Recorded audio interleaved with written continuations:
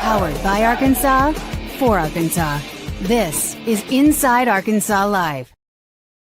And welcome into Inside Arkansas Live here on this beautiful day here in the great state of Arkansas. I'm your host, John Neighbors, alongside Curtis Wilkerson and Andrew Rellis, and appreciate each and every one of you for making us a part of your afternoon this afternoon. Happy Tuesday to everybody out there. It's also game day. So, of course, we're going to talk about the Razorbacks' highly anticipated game against a team that is called Queens. That happens tonight at 8 p.m. So we'll talk a little bit about that, I'm sure, give you updates on Razorback football and some additions, but also some news from some former Razorback coaches that we want to get into. We'll have our heavy hitters and, of course, get into all of your chats and all the nonsense that each and every one of you want to talk about. But, fellas, it's Tuesday. It's game day. How are the vibes here on this Tuesday? Always good on a game day, man. I'm excited. 8 p.m. tip, a little late for the taste of some, but that just means you got to get your coffee ready. You're still required to join us for the post-game show. Nothing changes just because we're getting started a little bit late, but looking forward to seeing this team play again tonight. And, the challenge for the Razorbacks in this one is to get yourselves ready to play like you do in some of these big-time games under a spotlight, when you're probably going to have to create your own energy in the gym. Trap game, let down game, all those look-ahead spot. You could find a number of different ways to convince yourself this game is going to be closer than it needs to be. I say Arkansas just goes out there and handles their business tonight. Yeah, I like that. Arkansas playing Queens at Bud Walton Arena. It sounds similar to an event we attended at that pizza place on Garland that one time, right?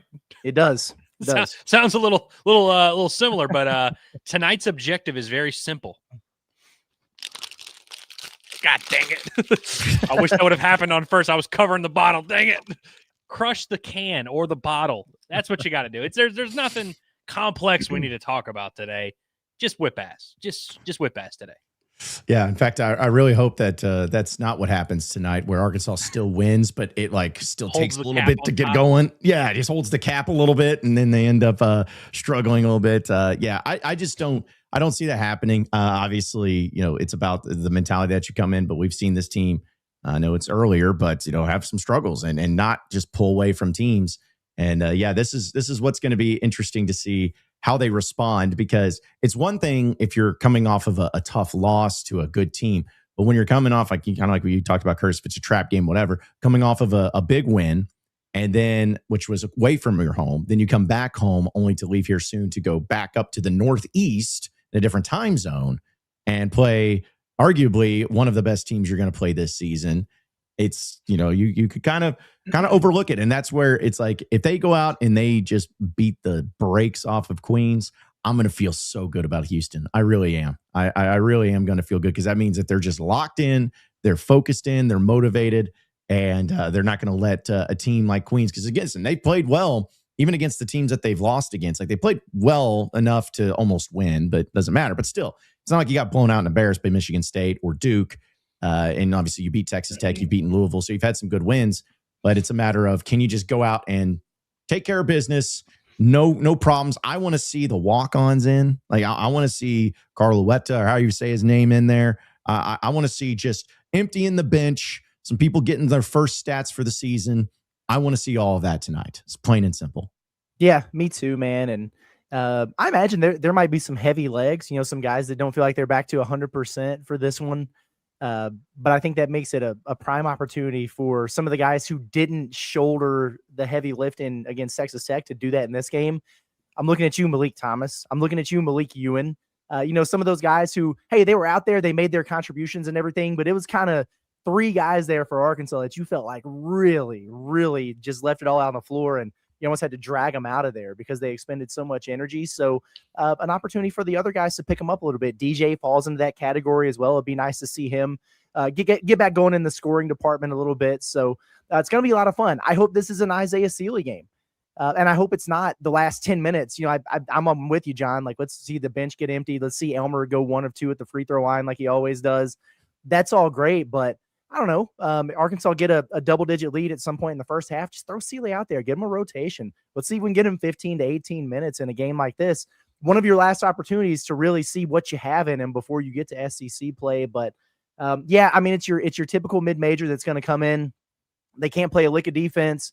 They shoot a ton of threes. We know how that goes sometimes at Bud Walton Arena. But they make 13 threes a game, and they still lost by 40 to Wake Forest the other day. So, Yeah. The good thing is that, like, we can talk about the mentality of this game and, are they going to be coming off a hangover? Are they going to be super exhilarated coming off Saturday? Whatever. None of it really matters in terms of will Arkansas win or lose this game. Like, they should be able to, even if everyone had, the flu that I was dealing with last week, they would still probably be able to beat Queens out there. But I always think about it with NFL playoffs, whenever it gets to the point where you have the team that's 14-2 or whatever, and they're like, all right, do we rest our starters in week 18 and then also have a bye week? Will that create too much rest or too much rust for us?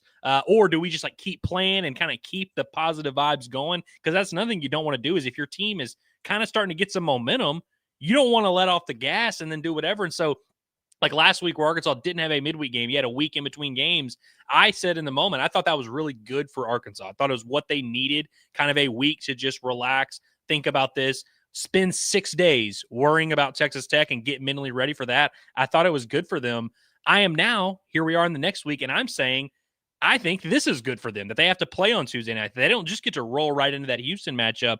That's not how the world works. You have to do stuff you don't want to do before you get to do the fun stuff. And so will Arkansas have the most motivated effort of all time? Absolutely not. I'm sure there's going to be a couple guys on the team that are like, maybe not thrilled. But honestly, in life, you just got to adjust to whatever the circumstances are. And so last week, the way I was saying, hey, it's good for Arkansas if they got a week off, now I'm saying the exact same thing. I think they should be doing the same in that locker room, convincing themselves, hey, it's actually good that we get this game Tuesday in Bud Walton to kind of get our feet wet, get back to keep that good vibe going. You kind of want to harness that good energy that you brought up on Saturday, that you got such a big, I would say your best win of the season overall so far. I want to harness that energy and take it into Tuesday. And then when you win tonight, even if you don't play well and you win by 24, that's still positive energy you can carry into Saturday. And so I think it's a mental game, especially with some of these things. The battle is much more mental than it is physical tonight. And so I hope the Hogs can come out of this at least telling themselves that tonight was an important, good victory that's going to launch them into an even bigger win on Saturday. So let me ask you guys real quick, because I know we'll talk about some of the updates in football too, but I was looking at the Bet SARACEN, not only the prop plays, but also the spreads and everything. Crack me up that Arkansas's favor, according to Bet SARACEN, 23.5 points in this game. The over-under is set at 171.5. Like that, it's just it kind of like what you talked about, Curtis. It's like you're going to go up against a team that shoots a lot of threes, and hopefully it's not one of those games where they go 15 of 19 or something stupid like that. They'll probably shoot more than 19. But the fact that it has that high of an over-under, and then also that high of a spread for Arkansas, we could see a lot of offense tonight. Could see a lot of greatness there, and hopefully some highlight plays to really get you fired up for the game up against Houston. Yeah, I hope so, man. And Queens, they are not Jackson State bad, but their defense is like it's a really, really poor defense. I think they're like 349th out of 365 teams in the country. So pretty rough there. Now it's a top 100 offense though. So there you go. A good Arkansas offense against a really, really bad mid-major defense, and then a mid-major that's a top 100 offense. It lends itself to a lot of points. My prediction, I've got the under in this game. I don't think it's going to be one of those where Arkansas gets a big time scare put in them like Winthrop did or whatever. But I would be pretty impressed if Arkansas came out and played max effort intensity and blew these dudes out of the water full 40 minutes, like right from the jump. Would not surprise me at all if it's a little bit of a, kind of a slow, sluggish start and they miss some shots. We get to the under 12 timeout and we're like, all right, figure it out. And then all of a sudden you're up by, 9, 10, 11 at halftime, and then you wind up winning by 30 or something like that when it's all said and done. So might take them a little while to get going, but I think once they do, the floodgates could open up. Like, it wouldn't be surprising to me at all if Arkansas scored, 55, 60 points in the second half of this game. Wake Forest scored 57 on them in the first half and 54 in the second. So, Well, make no mistake, like if Queens does score a ton of points in this game, one, which by the way, they score a lot all the time. So it's not even like a thing that should be stunning to us, but that would certainly mean that Arkansas scored well more. Like if Arkansas gets up 79-44, I could kind of see Arkansas letting off the gas, and then maybe that's where Queens makes their run. But I like the point you made, Curtis, that if Arkansas starts slow offensively, it's not like Queens is about to just bust them and score at will. Like I think if Arkansas starts slow offensively, that'll actually increase their intensity defensively. You're just I mean, you can say whatever you want. You can, say, hey, we play the same every possession. If you're up 31-13, you're not playing defense as hard as if it's 17-15. You're just not. Like, it just kind of is human tendency. And so I think if Arkansas does start slow, that'll actually lead to them really locking in and playing defense and maybe slowing down the pace a little bit. And so I'm with you. I could see that. But I have no doubt that when Arkansas does kind of decide to put on the gas a little bit, I think they're going to run off on this one. I do think it's going to be interesting. I like that underpick, though, because I think anytime you get a matchup that just on paper, you look at it and you're like, there's no way a ton of points aren't scored. Weird things happen. It's just how this thing works in college basketball. Well, one of the things, too, that I liked for that SARACEN actually has is you can do the time of which the first point is scored in this game, whether it's in the first 20 seconds, the next 20 seconds, or the next 20 minutes at certain locations. But if you don't think that anyone scores in the first minute, you get it at plus 450. So, I think there's a few missed shots there. Yeah. Dude, I've won more money this year off of that particular stuff, like those bets right there, than I have anything else on SARACEN. Got the DJ first score the other day. That was huge. That was like plus 500. But yeah, I love doing the like both teams to hit a 3 in the first 2 minutes or whatever. That one's interesting. I don't know if they have it. I haven't looked at these yet for tonight's game, but that's interesting in a game like this. But yeah, I remember going nobody scores against Duke in the first minute of the game, and that one hit. And I like the idea of a first possession bucket in a game like tonight. Well, let me ask you this real quick, because I know we'll move on to some other things since we're talking about it. You think it's more likely that Trevin Brazile or Darius Acuff gets a double-double in this game? Acuff. Okay. If that's the case, he's at plus 750 to get a double-double. Trevin Brazile's at plus 155.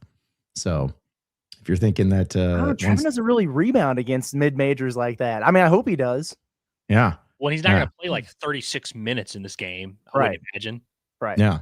I mean, I wouldn't think so either, but hey, it's what that's why you go over there and you bet with all the specialists that they have at SARACEN. I like what Zach's saying in there. They both get it. Why not? Yeah, why not both? There you go. We're greedy men over here. Yeah, we've seen that already happen before. So yeah, just have one of those games like Toppin and what was it, Anderson had last game. Just have both players go for like 30 and 11 and 26 and 10, and everybody wins. Everybody wins if that's the case. So we're going to talk a little bit about some of the additions, of course, with football and everything. But want to remind everybody that here on Inside Arkansas Live, presented by our friends over at the Eye Center of Northwest Arkansas, because vision is important. It's extremely important to every walk of life. You can't work without having great vision. You can't be able to watch the games without having great vision. You can't watch TV. You can't watch your phone. Can't have anything that's really working for you. So get it fixed. Be able to see once again with the Eye Center of Northwest Arkansas, because they have award-winning eye doctors that are board certified and professionally active. And their patients also talk about how caring and friendly that they are. And they also have different surgeries to offer for each and every one of you, no matter what your issue may be. They can do cataract surgery for you. They can do refractive surgery for you if you're struggling with readers and glasses and contacts and everything. They also do Botox, filler, IPL with their aesthetic provider, Olivia Risch. And don't forget that they have availability right now for those eye exams. So you may think your eyes are fine. Well, you may want to make sure of it. So you go ahead and book an appointment with Dr. Rebecca Brown for those eye exams. They do it all. So don't deal with the struggling vision anymore. Don't deal with it at all. Schedule an appointment right now with the Eye Center of Northwest Arkansas today at 479-442-2020. That's 479-442-2020. You can also check out their website at www.eyecenternwa.com. That's eyecenternwa.com for more info. All right, guys. Also, too, have you guys been offered the job to coach defensive backs yet for Arkansas at this point? I feel like I'm one of the few who hasn't, man. Okay, so we were kind of texting back and forth, and as we talk about, we have notifications turned on for a lot of tweets for particular individuals. But Matt Zenitz is one of those guys that has been following along with a lot of the coaching search, and also with additions being made. Well, yesterday, I guess it was at 9:17 at night. So it wasn't like just one of these middle of the day deals. It was at past 9 o'clock last night, where Arkansas is expected to hire Cincinnati cornerbacks coach Eddie Hicks. Hicks is a former all-conference defensive back at Southern Miss. He was a lead defensive analyst at LSU in 2023 and last year before heading to Cincinnati. And it's just funny because we're like, hold on a second. So you got Deron Wilson who's returning. You got the rushing guy who's coming back. It just seems like you have a plethora of defensive backs coach. Now, it's not saying here that Eddie Hicks is coming to coach the cornerbacks. It's just saying he was the cornerbacks coach. We don't know exactly what role he's doing, but it is kind of fascinating that it seems like they've gotten, I think at this point, 4 guys that are either coming in to coach something about the defensive backs or coach defensive backs in some capacity at the previous spot. What do you guys make of this? You think that they have identified the secondary as a major problem area with this program? Get all the help you can get in there, man. Get all the new voices in the room. You can't get all the players yet, so you might as well just get them a ton of coaches. I guess somebody gets the corners, somebody gets the the nickels, somebody gets the boundary safeties, somebody gets the field safeties. I don't know how they're going to do this. That's a lot of voices in one room. Sometimes that can be a good thing, sometimes maybe not so much. But to your point, John, we don't know exactly what all of their specific titles are going to be. We just know that was their backgrounds. On some of these releases, he's expected to coach the corners or whatever. So, that's really interesting. I think this is certainly where it's trending from. Arkansas is going to spend in the top half of the SEC in assistant coaches' salaries. Well, I believe that now because you're going to have like 45 of them. And apparently they're going to be looking into bringing another offensive line coach in as well. And it's just like, good grief, man, how many do we need out here? So, yeah, if you pay a bunch of guys low salaries, that's going to get you to where you want to be competing with the league. But listen, anything other than what we've been seeing out of the secondary works for me. So if you feel like you need a half dozen guys to coach them up out there, fine. Be my guest. I hope that at least a couple of them are really good recruiters because they're going to need to go get some dudes out of the portal. Yeah, I was thinking about that earlier. Just like assign each of them, be like, you each bring in 2 portal defensive backs. Yes. And if we all do it, that's a good DB room right there. But no, seriously, I look at this from an allocation of resources standpoint. And like you mentioned, we don't know what the pool will look like, but we can assume, hey, with all these guys on here, it's going to be okay at least. And I look at it of where you are allocating those, and you can clearly see Arkansas is putting a lot of their effort, a lot of their manpower, a lot of their time, a lot of their energy, a lot of their voices on the defensive staff toward the secondary. I like that, and I think that's interesting. What will it look like? We don't know, but if the secondary sucks in the fall, it's like that's just a like, all right, hey, maybe we just have to clean out like that. That would be a huge deal. Like I think we can assume at this point, hey, if you got 4 guys coaching the room, and they all, by the way, it's not just the 3 of us and 1 real coach. It's like 4 guys who actually have experience in the SEC. There's another guy. I know defensive analyst at LSU isn't the most illustrious, but another defensive staffer who has SEC experience, who has been a legitimate coach at other stops. I think that's interesting. You're also allocating resources to your O-line, which we know is going to be a huge part of success for the offense. And so as we go into this Ryan Silverfield era and we're trying to set expectations and say, hey, what is this team going to hang their hat on?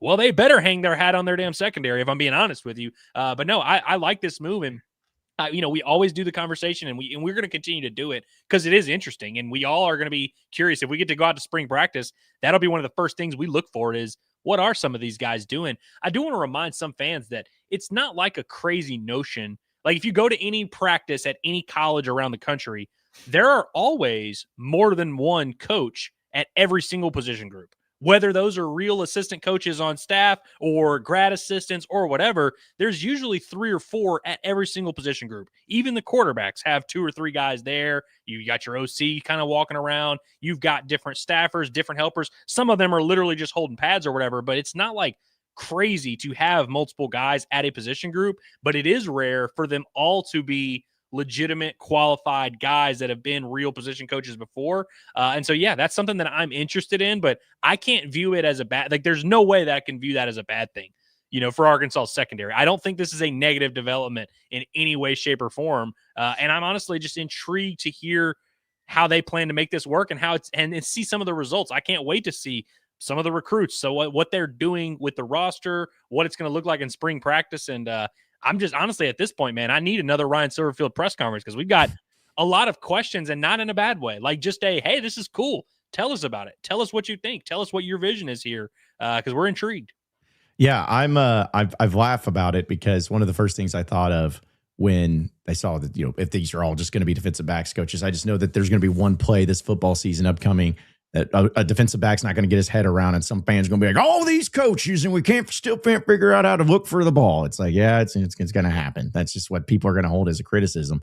But it's like, I'm with you guys though. It's like, I don't see this as a bad thing.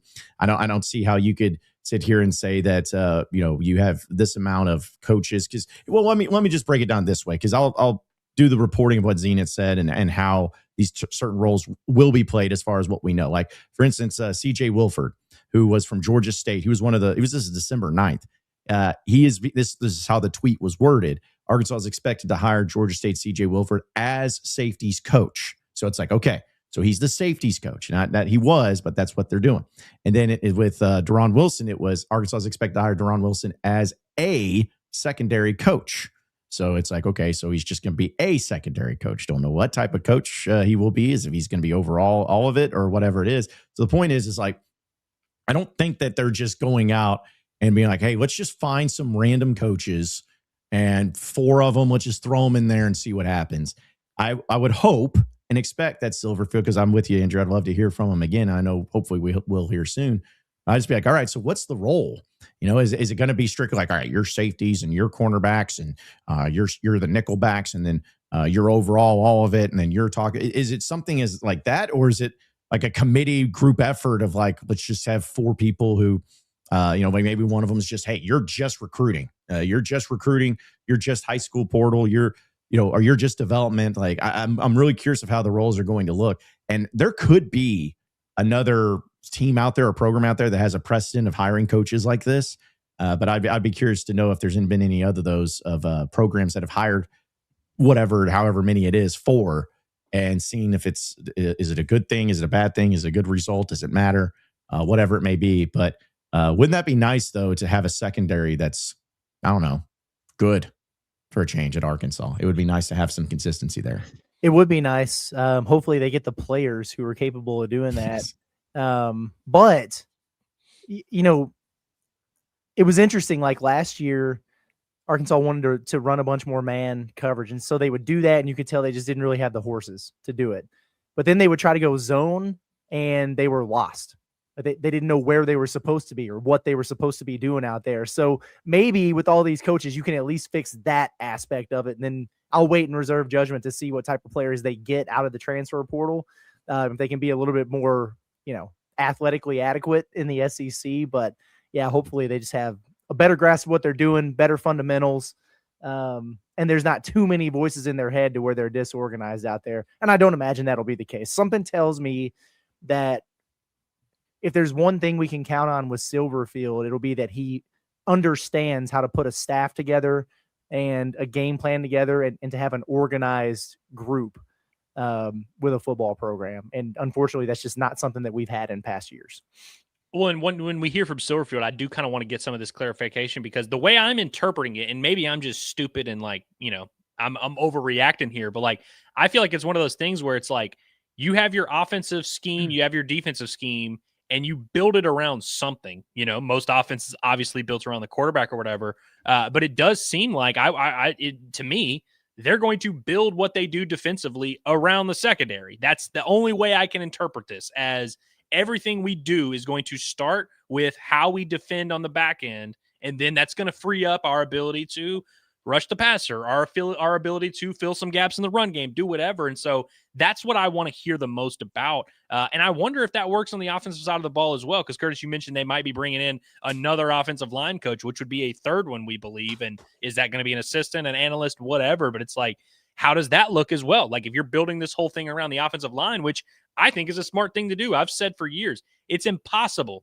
Well, I shouldn't say impossible, because we just saw it. It's really hard to have a bad football team with a good offensive line. This 2025 Arkansas team is like one of the 7 exceptions in the history of football. But it's like, I do think that is a smart way to go about it. I wonder if that is as simple. I mean, I'm sure it's more complex, but I wonder if that was Silverfield's line of thinking. And he's like, man, I'm going into the SEC. Obviously, you want to be good everywhere. You want to be good at every position group. But I wonder if he views these two things as like, these are things I cannot afford to wonder about. Some schemes, and by the way, that really does work, where some years you maybe don't have the best wide receivers, but you can make it work if your identity is built somewhere else. If your team is built on a different foundation, oh, our linebackers are a little bit slow. Well, okay, we've got a loaded defensive line, and we think we've got extra bodies we can move around on the back end.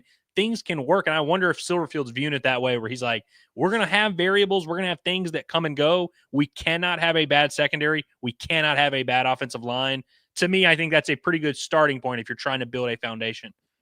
Yeah, because I was even trying to think of the last time Arkansas's had like a solid secondary in general. Like they've been some solid secondary players, and like at times, but it's like I think back to way back when. It's like when you had like Ken Hamlin and Lawrence Richardson and guys like that, or even Michael Grant and Maturell Richardson. Is it going back that far? Because they just seemed like they went a long time without it, and man, it would almost be like. I know this may not mean as much to you guys, but it's like when Arkansas hired Bobby Petrino, and then they had that game against Georgia in Bobby Petrino's second year, and they had Ryan Mallett, and he threw 3 touchdown passes in the first quarter. Everyone's mind exploded because no one has ever seen that at Arkansas before. They'd been other places, but they're like, whoa, passing touchdowns? This is crazy. I feel like that would kind of be the same way if like this upcoming year they have a secondary that's just like locked down. Like just nobody's getting anything. Like all these great quarterbacks coming in, and you're getting interceptions, and you're just having guys on islands out there. It'd almost just be a concept that we've never seen before. It would be so weird to see something like that. Like a Razorback basketball team that can shoot threes effectively. It's just, man, what a concept. Yeah, no, seriously. That's a good comp there. This is a weird world that we live in with the Razorbacks making threes all of a sudden. I saw that Mark Pope was talking about that damn Noah machine, the shooting machine or whatever. He was like, I've never been around a team where the numbers don't match the Noah machine to the games. And I was like, I can tell you a team where that's happened, my friend. So crazy, man. But yeah, honestly, it's I guess that's the thing about a new regime and everything. Maybe we can expect some different things. I imagine Arkansas will probably stink in some areas that they maybe didn't so much in the past, but maybe they improve in some others. We can have some different things to complain about, at least as we flip the page to the Silverfield era. By the way, I saw a funny comment from Austin who was referencing that they also the players are what's going to matter here. All these coaches don't matter if you don't have good players. And it's interesting with O-line and DB, they've taken different approaches. O-line, they've kept as many players as possible because they like those guys. They thought they could help them. They thought they fit the vision that they wanted. DB, the first guy we heard that was leaving was Keyshawn Davila. Like day one of the Silverfield era, they were like, "You're out. You're out of here, buddy." And there's not really many guys back there that you can retain. I think that's interesting. And so all of this is going to end up being a moot point if we get to portal season and the DBs they bring in stink. But I do think that the stage is set for a very interesting thing here. And I hope in portal season, man, it doesn't take long and all of a sudden we start, because that'll be when we really feel better about this. We can say, oh, they're investing resources. They're going to improve their DB room. It's going to be a great secondary. But then if portal season rolls around and we don't start seeing, hey, they got to commit here. Oh, this guy from Georgia's visiting. Oh, this guy from Tennessee's visiting. Then all of a sudden we'll feel so much better because we have some proof in the pudding. But right now it's just a cool little idea. They got a lot of work to do, those 4 coaches. So get to work, start getting some dudes. And to your point on one of the things, Andrew, you just said about, obviously the different approaches between the secondary and the offensive line here. I'm talking myself into being cautiously optimistic about the O-line. Silverfield, that's his background. And so if I, at least for now, I give him the benefit of the doubt, I'm trusting his evaluation from that standpoint. And if they're choosing to bring back a decent number of these guys, there's still a couple more that you're waiting on. It's like, okay, showed some promise. We heard some real good things about them. They performed better last year. Maybe you're onto something here. It won't, not necessarily the dominant SEC offensive line of the year or whatever, but a competent group out there. They probably need to go get a left tackle. The more I think about it, I don't know. I guess you could flip somebody over, but I thought they really did a good job going out and getting Corey Robinson this past year, like getting somebody like that to shore things up and rolling with some of these young guys. They might be okay up front. Well, I'll tell you what, speaking of one of those young guys, we're going to talk about somebody that did announce that they're coming back next year, but want to remind everybody that OZK Insurance is the place to go when it comes to all things insurance. I know a lot of you can get tired of just having to juggle all these different insurance companies, trying to find that right coverage. And it's frustrating, especially when you don't have time to go through it all. You just want to be able to have the best deal possible and move on from there. Well, OZK Insurance and Rogers are going to make that simple for you because they're a 100% independent agency and they shop the entire marketplace to deliver on the best combination of cost as well as coverage, saving you both time and money, which we all want to save. And it doesn't matter if it's home, auto, boat, motorcycle, life, or commercial insurance.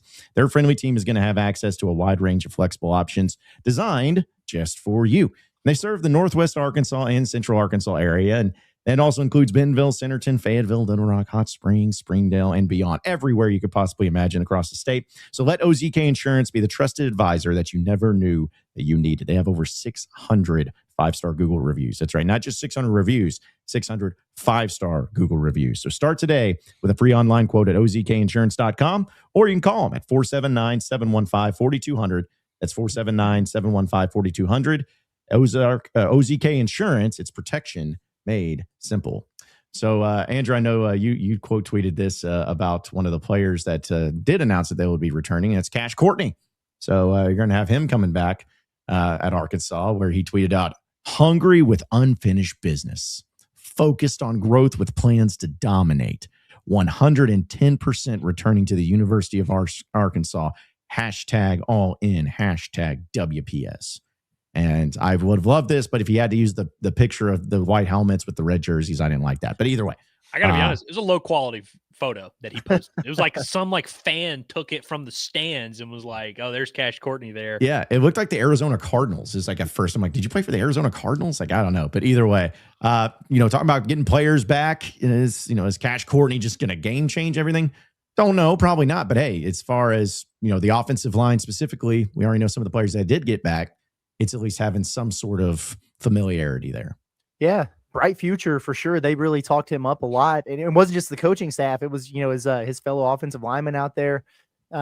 Maybe he'll be on the Kobe Branham track of redshirt freshmen who can step up and have a huge role or something. But no, I'm excited about that, man. That's one that you would like to keep for sure. Those young guys, there's a couple more that could be in the mix there that would be a lot of fun. But yeah, Cash Courtney threw me a follow on Twitter last night.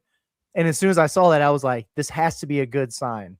And he's like, there's no way he would just follow a random Arkansas basketball guy if he wasn't planning on coming back to Fayetteville next season. So good to see that. Happy for him. And he's one that I'm looking forward to seeing how he progresses over the course of an off season. Yeah, this is my time to remind everyone that if you play on the line of scrimmage in college football, it is like expected usually that like as a redshirt sophomore, that's usually about the first time you start really playing any degree of meaningful snaps. Like if you're Georgia and you recruit a 5-star offensive tackle, ideally, if you're Kirby Smart, he's playing for you as a redshirt sophomore. And so that context is very important because when you have a guy who comes onto your campus as a true freshman on the line of scrimmage, if you are even considering the idea of putting him out there in SEC football games, that means something.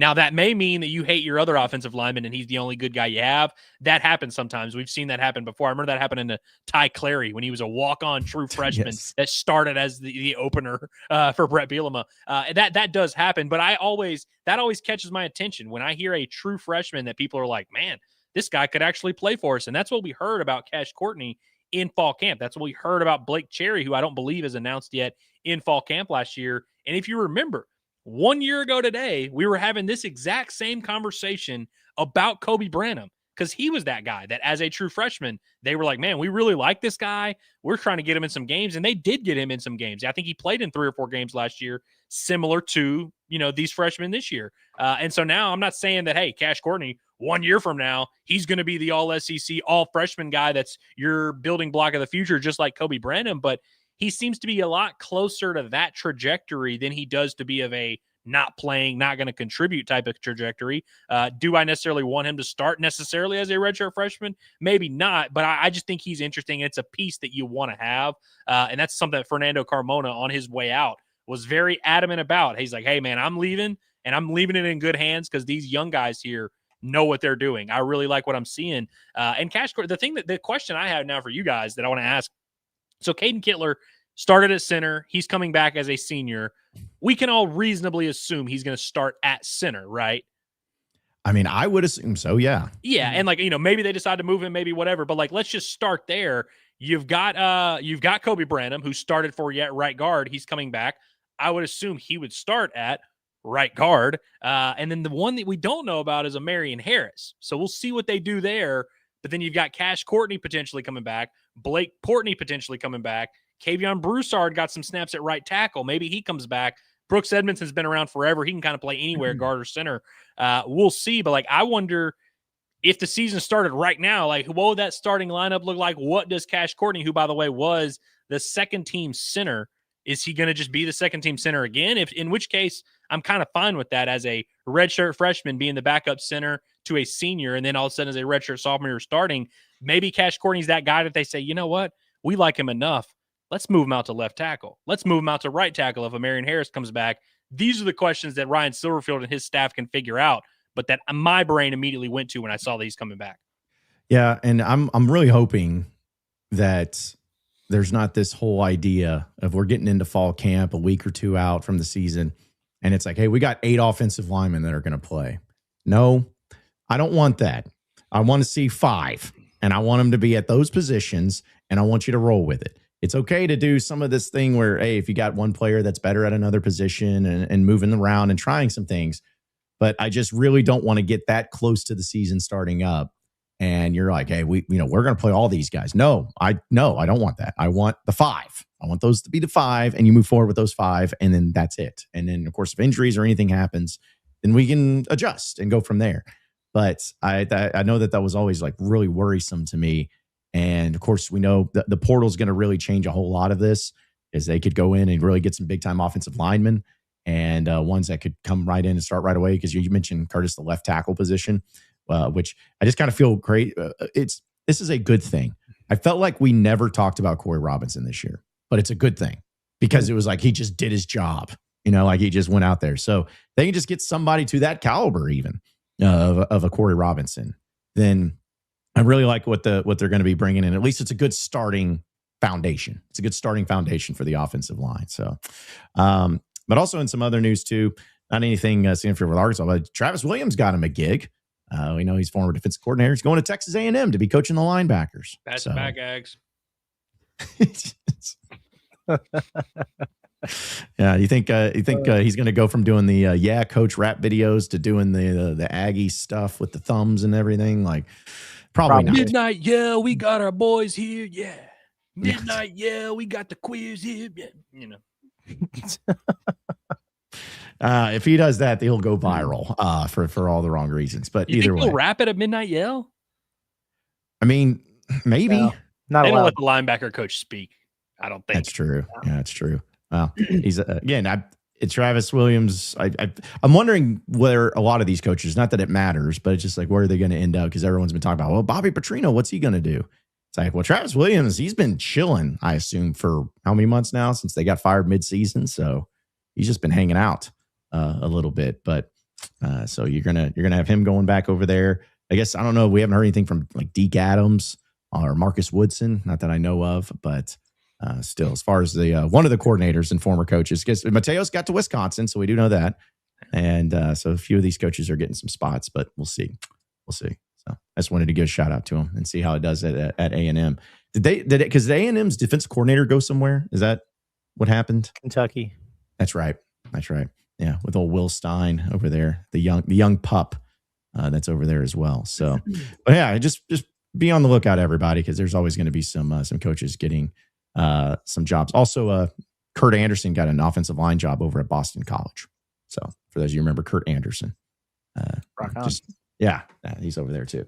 All right, so we'll continue to get into a lot of the conversations, but I did want to bring this up as part of our Alumni Hall question of the day, presented by our friends over at Alumni Hall, because we are going to be there live this Friday from 12 to 2. Right there at 3417 North College Avenue. And a lot of you are probably going to need some great ideas when it comes to the final Christmas shopping that you're going to be able to do. And what better place to get all the great apparel and the great Razorback gear than from Alumni Hall, because they have everything in stock, and they have everything for the men, women, and kids. They have the high-end polo shirts. They have the jerseys. They have the hats. They have the hoodies. They have outerwear. They have everything you could possibly imagine with a Razorback on it. They have it. So check it out by hanging out with us from 12 to 2 on Friday, where if you come in, you use that promo code HOGSBY20, get 20% off your purchase. Or you can also shop them online at insidearkansas.com/alumni hall. Not only can you have it delivered to you, but you can also pick it up from the store. So if you're somebody that just doesn't have time to do all the shopping around, we'll just go online and check it out. And then you could do free pickup from the store as well. It doesn't matter what it is. Do it with Alumni Hall. It's the ultimate Razorback shopping experience. Again, come hang out with us at 3417 North College Avenue on Friday from 12 to 2. So kind of shifting back to the basketball side of things, guys. I know yesterday at the end of the show, I believe, was when we had the announcement that Trevin Brazile won SEC Player of the Week, as well as Darius Acuff winning SEC Freshman of the Week. And really cool to see. Awesome to see. And I started thinking about when I was reading the release or the statement. It's like, hey, Darius Acuff is leading the way in scoring for the team. I was like, yeah, I guess that is true. And I remember asking this question before the season started of who would lead the team in scoring, just preseason. And I kind of asked the question again this time around because Darius Acuff, Malik Thomas, Trevin Brazile are the three guys leading the way in scoring points per game. And then, there's others in the list. But because of what you've seen so far, who do you think is going to actually end up leading the team in scoring? Is it Darius Acuff who's leading the way at 17.7, or do you think it's going to be somebody else? It's Acuff. Okay. 100%. Yeah.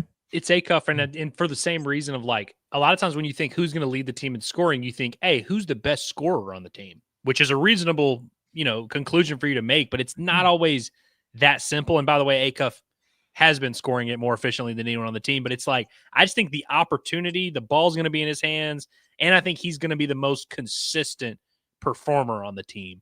And so it's like Trevin may have some bigger games, but he's had some lower games.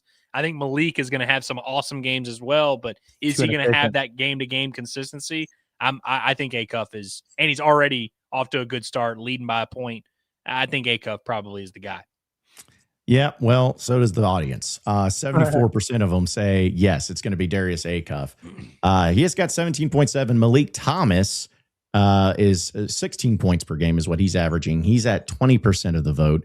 Trevin Brazile, who has 14 points a game, is at 6% of the vote. And others is at less than 1. So it's pretty much coming down to that, which makes sense. I mean, you've played nearly half the season and or at least coming close to it. And so when we have a guy that's leading the way like that, it kind of makes sense. But the only reason I brought it up is because I went back and I looked at the voting. Could you guys name, or if you guys remember, who won the voting preseason as far as who would lead the team in scoring? Probably Carter if it wasn't Acuff. It was actually Carter Knox. Well, yes, Carter Knox was 1, but actually Malik Thomas was 2 on that list, followed by Acuff. So I thought that was kind of fascinating, which, we'll see. But hey, listen, if Darius Acuff leads the team in scoring, I think everybody's okay with it. I think that is great. And the fact that not only can he score, but he can also facilitate. He's really coming to his own. And I think, not to say that he was terrible in the other games, but you kept kind of wondering and waiting in some of these games. Like, all right, so where's his role going to be? What's he going to end up doing? And now you're starting to see, okay, yeah, this is why this guy's probably an NBA lottery pick. You're starting to see him play like that. And so hopefully it continues it on. And the fearlessness that he played over there in Dallas. And it's just, they're just a different team whenever he's out there, not only hitting shots, but being able to facilitate it as well. And I've always appreciated Acuff for being a freshman, but just kind of operating as a veteran out there.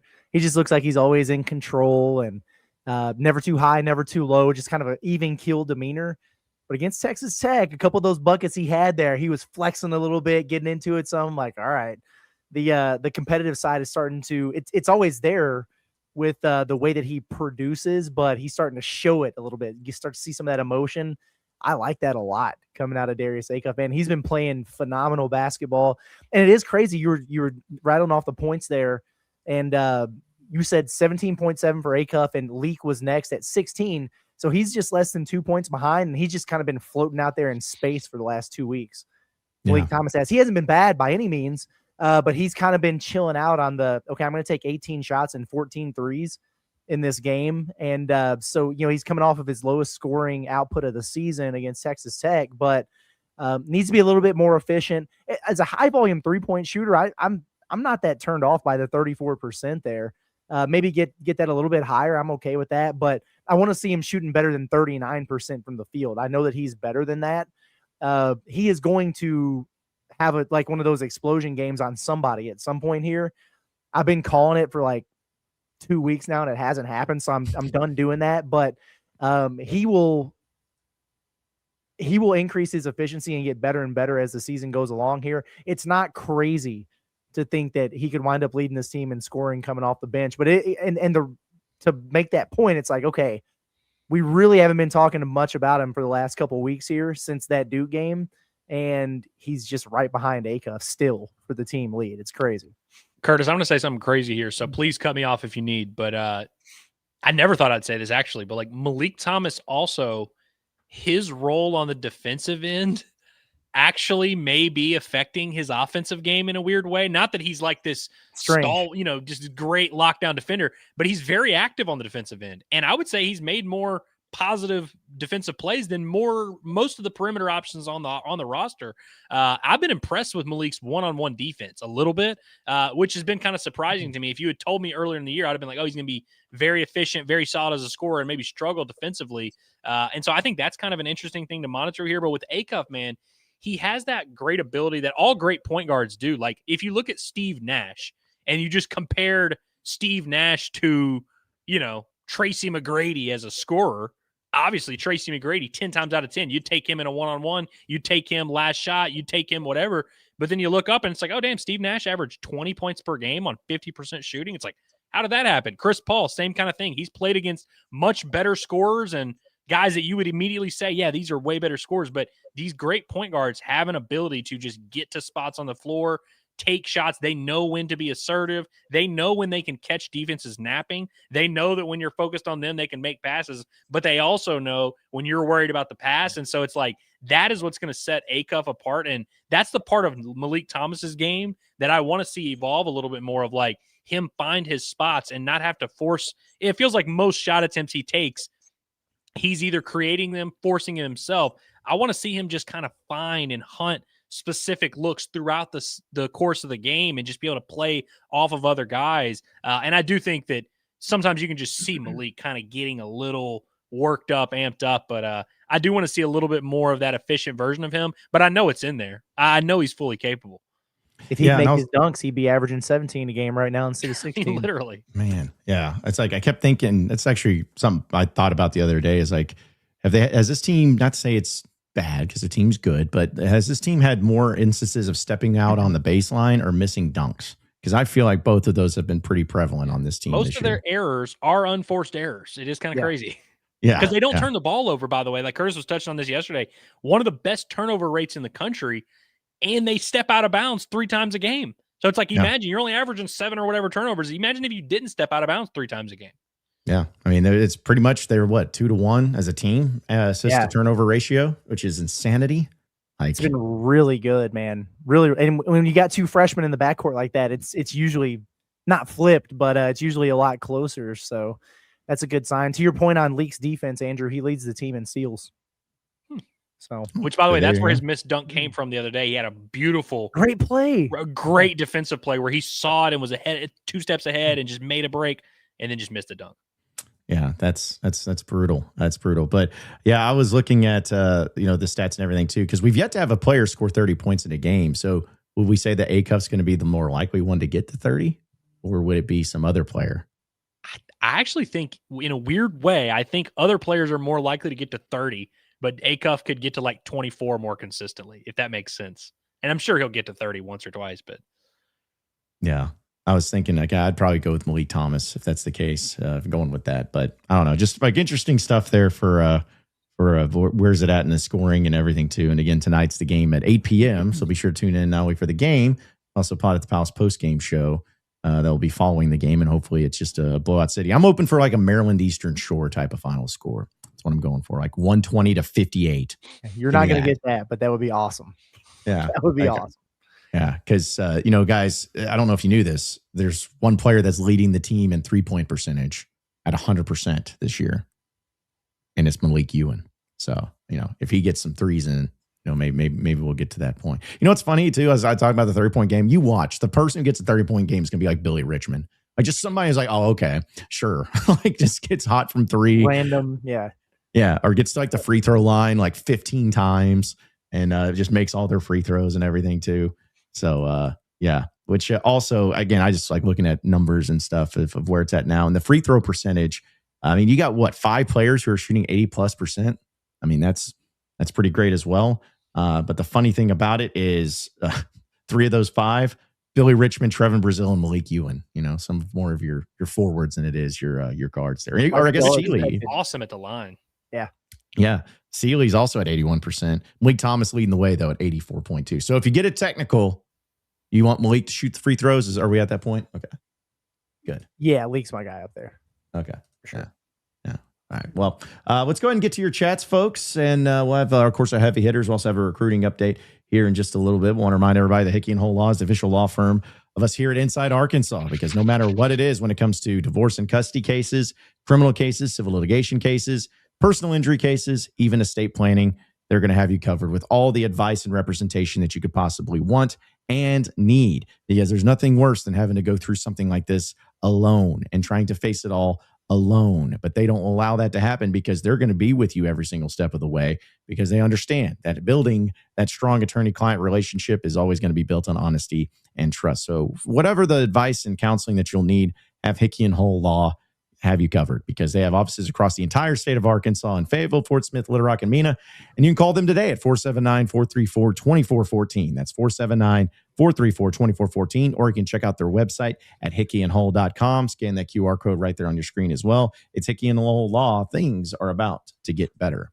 And also, real quick, I'm not the only one that always thinks of the team Queens tonight. I just think of Shaquille O'Neal, right, when he's talking about the Kings, because I just want to say there's Sacramento Queens. It's like every time I see that. Yeah, because but we need to get back to the point where people are talking about, and then professional sports trashing the other team's like name and mascot. Mm-hmm. Nobody cares. There's no loyalty anymore, I agree, man. And it's also weird, I think, for people when you have to say, okay, but understand Queens, they're in North Carolina, not New York. So, wait, are they really? Yeah. Wow. Yeah, you learn something new every day. Aren't they like the Queens Royals or something like that? Yeah, which is weird, but yep, that's the thing. See, in that, I feel like we play this game so much, or at least I do in my head, of like, hey, who's the this team they're playing? Oh, yeah, it's totally in Louisiana. Actually, it's in Georgia. Oh, it's like, I don't know where we get this idea that like these certain schools are just in certain places, but because with Queens, I didn't know where it was, but I also haven't thought about it. But I wouldn't have guessed North Carolina. I don't think that would have been one of those. That's what North Carolina needed, was another mid-major basketball school. That's what North Carolina was really lacking. Yes, honestly, true. Like I feel like Arkansas, or just in general, man, it's like they're going to play at least 3 teams from North Carolina, and none of them are in the conference. Never fails, man. Yeah, just incredible. But yeah, it's a Queen's University of Charlotte, and it has 1,900 undergraduate students. And 1,900? Yeah. That makes sense, by the way, because like Charlotte aren't they like the Queen City or something like that? I think so. I don't know. I think Charlotte, there's something to like royalty in Charlotte. That's like a thing they talk about. Would you like to know what their mascot name is, or like their actual mascot's name? What's His that? name's Rex the Royal. Oh, good. So they're probably not going to bring him. But yeah. Okay. And this just made me think, this is so random, guys. From the game, Arkansas, Texas Tech, I meant to bring this up to you guys. Did you think it was weird that Texas Tech brought their band and Arkansas didn't at all? Did that matter to you at all? I don't know. It didn't. Okay. It didn't matter to me at all. I would have liked to seen both bands be represented there. Did Arkansas bring cheerleaders or no? Because I don't know. I know Tech did. Know. Maybe there's some sort of thing, because I don't think basketball is not set up in arenas to have 2 different bands, because it would just be madness. So maybe that's like, hey, the road team of Texas Tech, you get to bring your band. I don't know how it worked, but it's a good point. I guess post finals and stuff, I don't know who all they would have had to do that. I don't know. I would have liked to seen both of them represented, though. Yeah, I would have liked to seen either both or 0. Yeah, yes. Like we got to have one or the other. But at least they let Arkansas bring the howling student. So yes. Oh, jeez. They were like, we're gonna let y'all bring this weird kid that howls the hog call, and Texas Tech gets the band. So it's an equal trade. Man, like, again, these are the ones that like you need to bring if you want great entertainment and bring up the atmosphere. Find these kids and these students and everything that shame and embarrass the university, and have them come out to center court and like just either boo them or like they have to apologize publicly. They need to be publicly reprimanded for the embarrassment that they caused. Listen, it is. I know this kind of seems mean spirited, like we're making fun of the kids and stuff, but it really is just a learning lesson. Like it's a time for us. Like if you're a student at the University of Arkansas watching this show, or maybe you were at the game and you saw that and you were like, huh, is that the way we should be? This is your time to make it clear. We can all publicly say, no, that is not the way it's done. That is never the way you should do it. Whether you're from Arkansas, whether you're from Dallas, whether you're from Jonesboro, we don't howl during the hall call. Like we need people like this in a weird way, just so that we can point to and say that is not what we do. Yes. I can't believe people didn't start booing him in the middle of doing that. I thought about it. Yeah. It was tough because it was one of those things where it was like a against each other, like chant thing. Like they led their chant, we read ours. So everyone was trying to be loud to win the competition type of thing. Yeah, because I wonder, because theirs thing was, what was it? Was it Red Raiders? I don't remember what their chant back and forth they did for theirs. It was like Red Raiders. They got drowned. Yeah. And then, because I was wondering, he's like, all right, so what are you going to do for the Hogs? And I was like, oh, please don't do the Arkansas Razorbacks, because then it's like, that's not what we do. We do the hog call. But yeah, it was weird. But guys, at those NCAA tournament games or whatever, when you're on a neutral, you're going to have the DJ, the little marketing guy down there. He's always going to do the same crap. Like, all right, there's two different fan bases in here. Who's going to be the loudest? Let's do these things. And then it's like, everyone knows who's going to win, whoever has the most fans there. But tonight, classic. And I don't care how many people are in there, and I'm not going to say anything about it. I get it. This game is always lightly attended, post-finals, late, whatever. I am already preparing myself to laugh and be disgusted at the timeout and halftime entertainment material. It's going to be brutal tonight, boys. Oh, I know what it is, but here they probably haven't done this. Who knows? Maybe they can do it at the last second. One of the things that they did, I'll never forget. It was with you guys remember Cody Clark, right? Like the former Razorback Cody Clark. Oh, yeah. Do we remember the triple double threat who could stretch the floor from three? Yeah, we remember Cody Clark, one of the best rebounders in the country at 6'5". Yeah, that's right. The Kentucky Killer, as he was referred to as. But yes, they had a thing where they just had like him and some of the team on the big jumbotron just sing Christmas carols. I'm like, see, just do something simple like that. They had Bobby Portis wear like antlers and like hop around like a reindeer. It's like, just do stupid stuff like that and call it good, man. Just I like that. Yeah, everybody just be in the Christmas spirit. So, all right, enough of that nonsense. We got to get into the real stuff, the real juice here. And then, of course, in our chats, super chats get read first. Appreciate everybody listening in. Let's see, Josh says, love you, John, but you're wrong. No need to spend big on a portal quarterback. KJ is the man. Spend that money on elite wide receivers, and he'll look like a Heisman guy. I guess appreciate your super chat, John. You're a dumbass. Yeah, exactly. It's tis the spirit. But no, I guess he's probably referring to my locked on. And no, I was just saying that the quarterback is the position to where it's like, are you going whatever you're spending on KJ Jackson, I guess is my point. You can't overspend on him because the dude has not started and played. So are you going to get a discount quote rate if he's your quarterback, but you need to go into the portal to get somebody. But if you're going to go, are you going to get somebody to be a backup? Or are you going to go get somebody that you're wanting to have true competition? And if that's the case, you're going to pay him more than you're paying KJ. I was just talking about the conundrum there that it could happen. So they are going to spend a decent amount of money on a quarterback out of the portal. I can almost guarantee you that there is going to be a healthy quarterback competition at Arkansas next year. They're definitely not just going to not bring in anybody. It very well could end up being a like fifth-year senior who's started 3 games in his career or something like that. But they're not just going to not do anything at the quarterback position. Maybe they whiff on a guy that they really wanted, so they just say, hey, you know what? Let's just get a veteran that can back up KJ or whatever. But there's going to be an addition, and I do think you at least have to do the public song and dance of competition. Even if it's not a guy that's really going to compete, you got to do the song and dance. Mm-hmm. Yeah, because my question would be too, like in the spring, and I always get maybe the portal transfer windows are different now, hard to keep up with, but it's like one of those things to where it's like, hey, you get KJ back, but if you go through the spring and you had another quarterback come in as a transfer and suddenly he's like, hey, it's far away, this is the guy.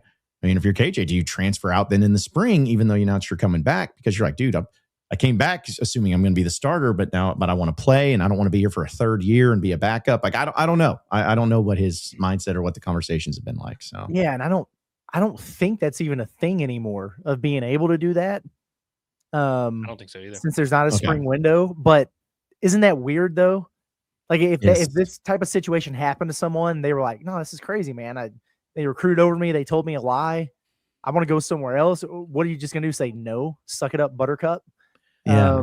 I mean, I guess that's what they're going to try to do, but that is weird. Which is why it's going to be hard to get a quarterback to just willy-nilly come in.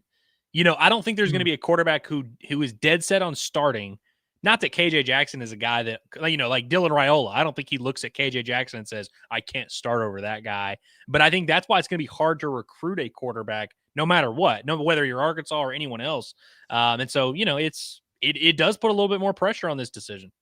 Yeah, because whoever they do bring in out of the portal, because I agree with you, Curtis, like it's going to be fascinating to look at who it is and what he did at his previous spot. Not saying that they're going to bring in DJ Lagway. That'd be pretty cool. But, if they bring in some guy who was a starter for at least 9-10 games this past year at, Iowa or something like that. I'm just making something up. But suddenly he's like, well, surely this guy who started and was going to be the starter at this other power school was not coming into Arkansas to be a backup. So it's like, those are the mind games we're going to play and seeing like, we'll know. As soon as we see who it is, we will know. Yes. And then we'll get to see what happens in spring, of course. Yeah. So it makes it fun. But thank you, Josh. I'm not wrong. You're wrong. A super chat from Mike. Appreciate it. Says, I like the staff, a lot of SEC experience and several good recruiters. I'm just curious if Trickett can talk like Kane Archer into coming home. No, it's not. I went on Eric G's show this morning on 921 Ticket. He asked about Kane Archer and everything. I was like, man, listen, I have no problems with Kane. Love the family. Arkansas kid. Wish him nothing but the best.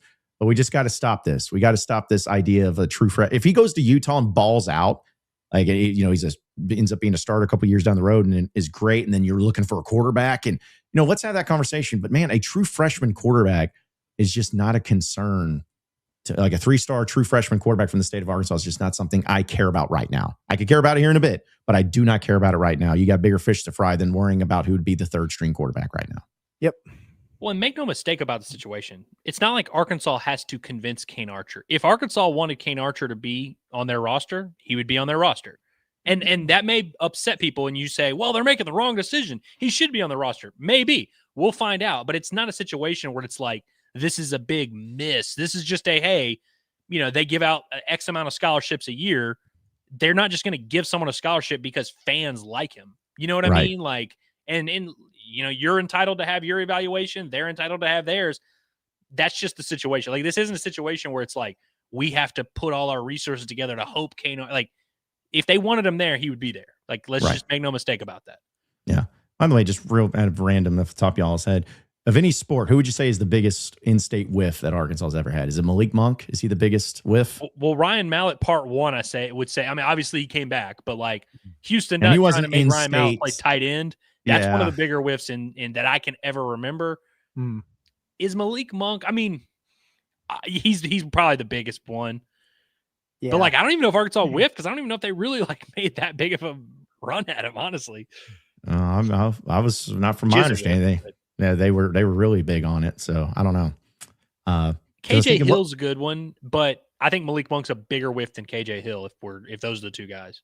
I should know this. Who's the 5-star player that's in the NBA now that went to he's part of that same class with all the other 5-stars like Nick Smith and Anthony Black. What's his name? It just escaped me. Khalil Ware.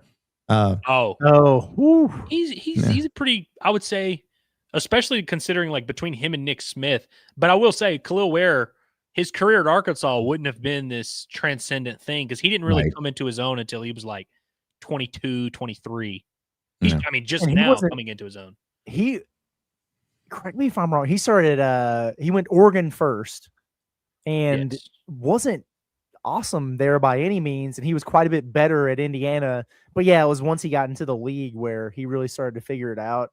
That Same whole thing situation for Austin crazy, Reeves. People say Austin Reeves, and like obviously, Austin Reeves is awesome. It would have been nice. He would have averaged like 8 points a game at Arkansas because that's what he averaged for most of his college career. So it's like, like Khalil Ware, like you mentioned, his freshman year kind of sucked. So he probably would have sucked in his freshman year at Arkansas and then transferred out. Like it kind of played out the way it needed to. The only recruit of the Musselman era where as soon as he announced a date, like a decision date or whatever, I immediately got a call from someone on staff and it was like, don't even don't promote this. Don't hype it. Don't publicize it. It ain't happening.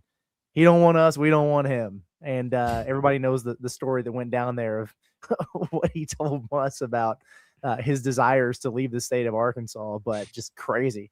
That's why I never bought it when he was in the portal, and all of a sudden everybody was doing the thing. Was like, oh, but no, Arkansas though. Like, yeah, this time around. And I was just like, I listen, there's a such thing as bridges being burned, and they would have to rebuild the entire thing if it was going to come full circle and that dude was going to come back to Fayetteville. Also, this sounds like a good thing to say, and I get why you would come to this conclusion. It's an objectively untrue statement. I mean, Nick Smith missed 80% of his Arkansas year, and Khalil Ware was not the version of Khalil Ware you see on NBA TV now is not the version that existed at 18 years old. I think it probably would have blown up and not gone well at all. Well, yeah, I'll also say it just would have been cool from my perspective to say you got 4 or 5 stars like coming into the same class. I mean, that would have been insane because I would have talked myself. I was already high on the team. I'm like, oh man, with Brazil coming back, all these guys, it's like Final Four minimum. That was a hell of a fun high school team at North Little Rock with Nick and Khalil, and they had some other good players on that team too. Yeah, man. It's again, Arkansas may not always have the consistent football talent, but basketball, man, they'll usually have at minimum, like, what is it, like 1 5-star every 2 or 3 years, it seems like that's coming out. But I always say the same thing about Muss. Now I really say the same thing about Cal. If Arkansas has a 5-star in-state kid, that kid's coming to play for John Calipari at Arkansas. And if he doesn't, that's because Cal said, we don't want you because you have, you kick dogs or something. Like, there's going to be something about it. It's just like, I'm going to trust Cal. Let's see. Appreciate the super chats again. Let's see. Sharkensaw says, this isn't a knock on Acuff at all, but his scoring has largely been a product of teams face guarding Leak, which gives him more space to be a playmaker. There's something to that. I think largely might be a stretch, but exactly what I was going to say. I was like, but teams like have possessions changed a game, the way that maybe. Teams have changed the way that they're guarding Thomas. At times there, Louisville was really, really physical with him. In his face, making him floor it, trying to take away that 3, and that helped for sure. But yeah, if the pick and roll is going to Leak's side, then that gives Acuff a little bit more room to get downhill. No doubt about it that factors into it for sure. Let's see. Also, a few people who are celebrating some anniversaries here. Shout out to user yeah. Oh, okay. You see the Stonks meme? That's L. Okay, L. So all right. Well, shout out to L for being a member for 5 months. Shout out to Heartbroken Hog for 6 months, half a year. Says 115.75. Hog should be able to score at least as much as Wake Forest did. Curtis on Ponte Palace wanted 30 from Leak and Ewan. Leak will cover that by himself. I hope so. I really hope so. Yeah, my bold prediction for tonight is the bench to outscore the starters for Arkansas. I like that. And if Sealy does the thing where he gets 12 points in 8 minutes or whatever, which he loves to do in garbage time, it's very much in play. Leak, Ewan, Billy, and Sealy, I could see it happen. I'll never forget. They're one of my favorite games I covered at the University of Arkansas. Arkansas versus Elon over Christmas break one year. Jackson Robinson started that game for Arkansas. Kamani Johnson had a points, rebounds, double-double, I'm pretty sure. Did. I think he led the team in scoring, actually. He had like 15 and 10 or something like that. He also got his first desk pop later that night. Yep. Literally. So like, and if you've been in the writing business, you have to write all these stupid stories that are like, Kamani Johnson breaks through for big day or whatever. And I remember during Christmas, there's no content. I wrote so many stories about that damn Elon game. I want to see something like that where I'm like, if Kamani Johnson can have a freaking double-double in non-conference over Christmas break, Malik Ewan should be able to have like an 18-8 game. Yeah, come on, man. Yeah, at minimum. Also, shout out to Austin from work. He's just celebrating his 2-month membership. He says, I'll be repping the crew in Jersey. What is the approved Inside Arkansas beer for a huge victory? I'll partake after we whip Houston's ass on Saturday. Hey, John said ask. Whatever you want. So I saw something earlier in the chat that was like Yingling or Peroni if you're up in Jersey. So if you're asking about what beer to drink up there, that tracks. Yeah. Yingling is really big up there. Peroni feels like a celebratory beer. Peroni feels like a celebratory beer. Is that the Brostein beer? Yeah, it is. About it Peronis. Is. Yeah. So yeah, okay. Could be the one. If you see, in Rothstein will be there, right? Probably so. Is a CBS game, right? Is it? Mm-hmm. Oh, I didn't even. I just was like, yeah, it is. They're It's in the CBS. area, but yeah. So then Rothstein like literally will be there. Offer him one, by the way, if you see him. I like it. Okay, that was okay. It was Shark and Saw. I think that's what he's talking about with the beer Rex there. But yeah, Yingling's a good call. Peroni would be good. You got to stay away from some of them because I mean, obviously my wife grew up there, so we travel up there for the holidays and stuff, and they have some local brands that might be appealing to you. They've got like the Brooklyn Lager and some different stuff like that from those breweries. Yeah. Oh, sorry, real quick. Devo Davis is crying on my screen. I just wanted to bring that up.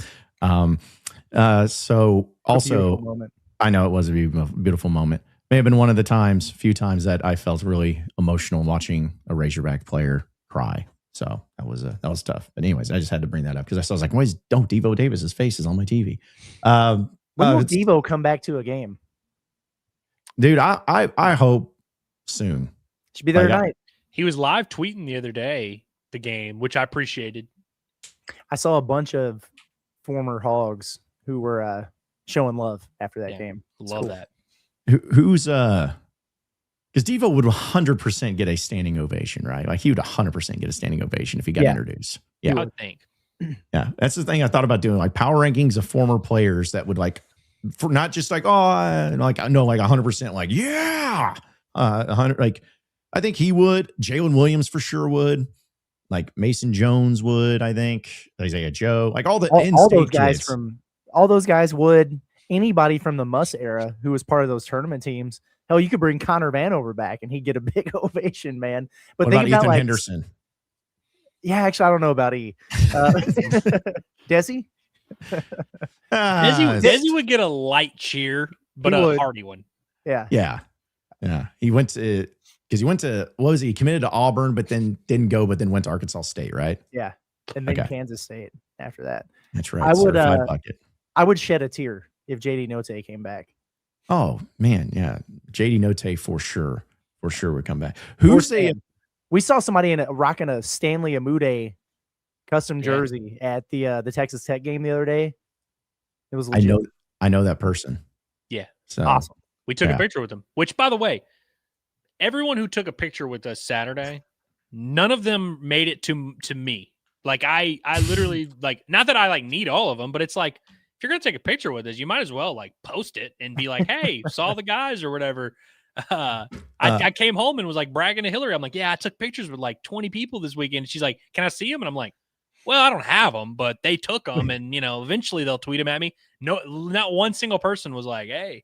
Well, we were tweeting or we were talking about it on the drive home. Like, so what are they doing with them? Well, maybe, if you're doing something else with it, your prerogative. I respect it, but. Well, I was just going to say, guys, you're kind of new to the game of getting photos taken with you. Let me just explain something to you. But no, it's actually something that I've always wondered too, because it's not just for like you, Andrew.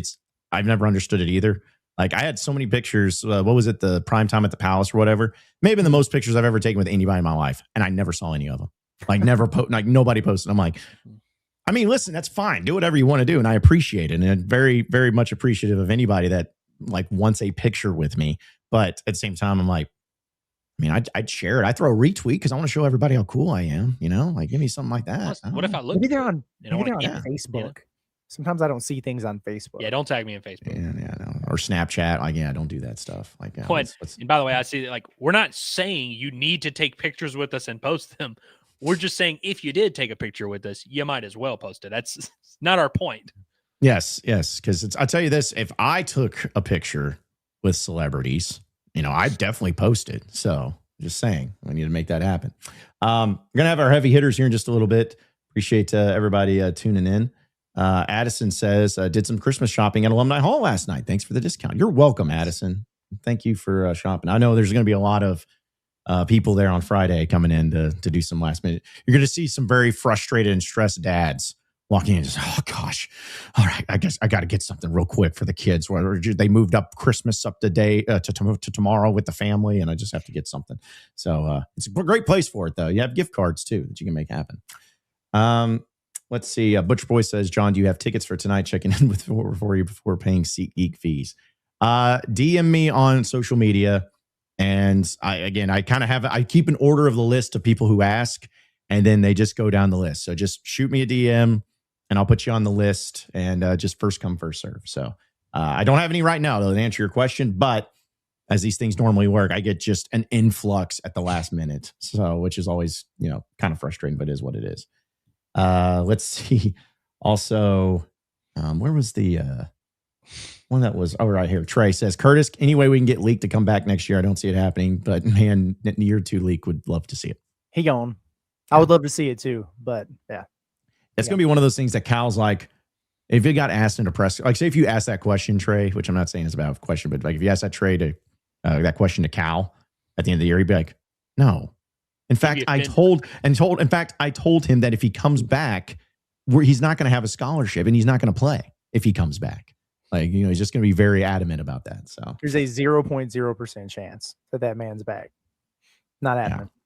Yeah, between because somebody asked me too about like, hey, we just need to go all in on bringing A-Cup back another year. I'm like, stop. That's just enough. Like we can't just. I know that there's some ideas of JT Toppin came back for $3 million or whatever. It's like, okay, but I don't know if JT Toppin was a bona fide like top 10 NBA draft pick. It's a big difference. Did y'all get tagged? I think Andrew, at least you did. I don't remember if John was tagged in it or not, but the dude who texted himself and then took a screenshot and tagged us in it, just teeing off about John Calipari's mismanagement of Malik Thomas. Now he's ruining his career and wasting. When was this? I did get tagged in that, and I just listen, I'm not saying that it's been a tremendous start to the season for Malik Thomas or anything, but I'll say it. He's averaging 16 points a game. He's third in the SEC amongst freshman scorers. I mean, I was like, he's easily like a top, I would say 20 freshman in the country comfortably. And we think he's going to be even better. Like, I don't know. I think there's things that Malik could do better, but I don't think Cal has done anything specifically to prevent Malik Thomas from having a lot of success. You're acting people are acting like he's struggling, like he's having DJ's season or Carter's season. He's your second best player. I don't know. When he's playing 30 minutes a game, it'd be one thing if he were playing 18 minutes and his minutes were fluctuating. Even I get the whole coming off the bench thing. He's playing 30 minutes a game, damn near. Yeah. Like that's ample opportunity, and he's gotten plenty, and he's been good in some, bad. He's fine. Like there's no issue that Cal is creating here with Malik Thomas. Okay, I'm sorry. Okay, I didn't see this. I have had to go back in my mentions and see it because I was tagged in it, as well as Trey Biddy and Jackson Collier. So I guess I'm sorry. I'm not trying to make fun of anybody, but he's like, so he texted himself like on his iPhone and screenshotted that text, I guess. Yeah, I don't know. Okay, it's whatever. But yeah, now I saw it. Which it just goes to show you, and like there are things like this is not a flawless team, and they got things they got to get better at, and certain players have to be better. Leak has to be better than he was on Saturday, but it just goes to show you that there is no amount of good, no amount of success that Arkansas can have without Razorback fans finding something to bitch about. It's crazy, man. It's uncanny. Well, Cal's never going to escape any allegations or strays or whatever. Yeah, that was one of my favorite thing on the Buzz when I was doing a show there. As we've talked about, like when Moses Moody was done with the season, everyone's like, he needs to come back another year. It's like, what?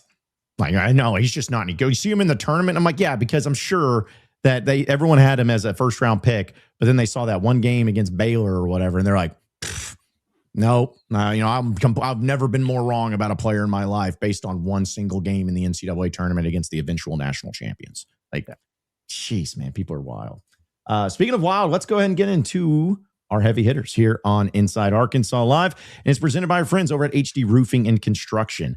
We know that storms, you never know when it's going to happen here in the state of Arkansas. The weather is so unpredictable no matter what, but storms can come in fast on you. Whether it's the wind storms, you have tornadoes, you have ice storms, you have thunder and lightning, and everything that's going to just make your roof take a toll over time. And you think your roof is fine because, hey, there's nothing wrong right now, but all it's going to take is one storm, and then boom, it's all over for you. So you need to make sure that your roof is good to go. And that's what HD Roofing Construction is able to offer you, because when you choose them, They're going to have professionalism, top quality materials, and expert installation for all your roofing needs. And they're going to give you a free inspection. That's right, a free inspection to make sure that your roof is good to go. So they have their 2 different locations in Northwest Arkansas as well in Central Arkansas. If you're in Northwest Arkansas, you can call their new office at 479-957-1928. That's 479-957-1928. Or you can call their Central Arkansas location at 501-428-0429. You can also check out their website at hdarkansas.com. It's HD Roofing Construction, our official sponsor of our heavy hitters here on Inside Arkansas. So, guys, I just have a one real quick heavy hitter. I want to give a shout out to quarterback TJ Finley. You guys know him. Man, this has to stop. So this was from On 3 yesterday that he played at Georgia State this past year. He's planning to enter into the transfer portal. He is the former LSU / Auburn / Texas State / Western Kentucky / Tulane / Georgia State quarterback, and he is filing for an NCAA waiver to get a 7th year of eligibility. Now, this isn't unprecedented because we've seen some players do this. I think there was a couple years ago, maybe there was a player trying to get 9 years or whatever it was. So it's not unprecedented. I don't know if he's going to hit it, but I at least appreciate the efforts. You know, that is like some people want to get out of college. This guy just wants to keep on playing. I don't know if it's for the NIL money. I don't know if it's because he just has nothing better to do. I honestly don't know. I don't know if he's going to get it, but I at least applaud and for him for trying, because not everybody can go to college for 7 years. And the fact that he's doing it, playing football for so many different teams, you have my respect. So my heavy hitter today is TJ Finley, still trying to play ball, even though he's about to be like Kevin Kopp's type age of 25. Maybe he is KJ Jackson's competition. Listen, we already got a whole show built on that. If that happens, man, like we don't, like that's just going to be if he commits out of the transfer portal, because we just mentioned, hey, the new safeties coach was Georgia State last year, so maybe recruiting, kind of the same thing with people are like, hey, Ron Roberts, he was the coach of DJ Lagway's team last year. It's like, okay, we're stretching this, but anyways, TJ Finley's my heavy hitter. I like it. I respect that. My heavy hitter is Pizza Hut. Yes. Oh yeah. Oh yes. This was awesome, man. Fox College Hoops put out the just the AP poll graphic like everybody else does, and Pizza Hut, the official Pizza Hut account, just comes and chimes in. What's Arkansas doing that low? A lot of people are asking that question. This is big time, man. Nobody out pizzas the Hut. Nobody knows ball more than Pizza Hut. If you're deciding now this week, dang, I'm trying to order a little pizza delivery, get myself a slice, skip Domino's, skip Papa John's. It's Pizza Hut. Pizza Hut is embracing the hog, gentlemen. Dude, I tweeted it last night. I'm like, I don't know if like there was just how many people order Pizza Hut on the regular here in the state of Arkansas, but based on this one little tweet alone, I guarantee you it has increased significantly for the next few days or for Christmas. I don't know why. I don't know if they'll ever explain why they decided to just tag Arkansas, but also, guys, capitalize Arkansas, please. Come on, let's be real about this. But still, yeah, that was awesome, and I think that their stock just went up in the state of Arkansas. Yep. Yeah, I love that. Okay, so I've got a plethora of heavy hitters. Do you want me to do my like sad one first or my happy one first? Do your sad one first.